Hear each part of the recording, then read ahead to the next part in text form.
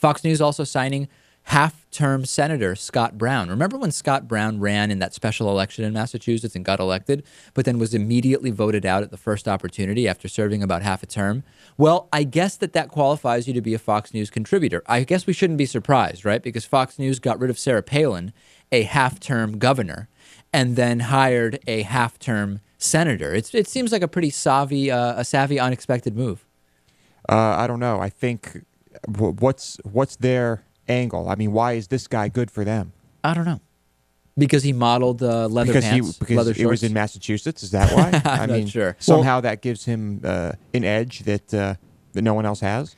I think it could mean one of two things. Either Fox News is taking a more moderate approach and they're hiring a more moderate Republican from a northeastern liberal state. Go on. Or it could be that Scott Brown is turning more conservative. I get the feeling that neither of the two is true.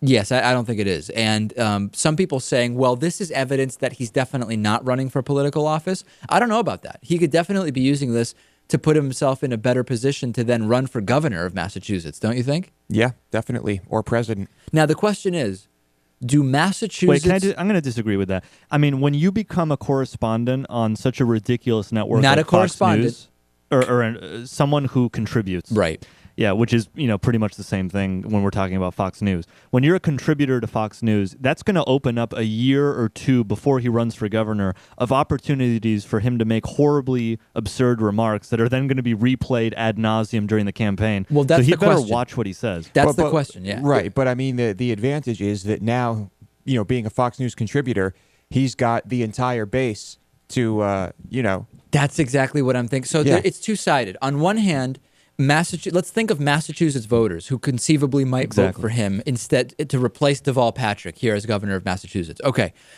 If they see him saying all of this nonsense stuff on Fox News, maybe that makes them less likely to support him. At the same time, maybe they see him on Fox News and they see that as some kind of sign of authority, or wow, one of these Fox News guys who's part of the Republican media establishment could be our governor. I like that. Case in point, John Kasich. John Kasich had a half-hour, 1-hour weekly show on Fox News, and then he became governor of Ohio, and that worked for him. Yeah, but you know what? In Ohio, it wouldn't happen.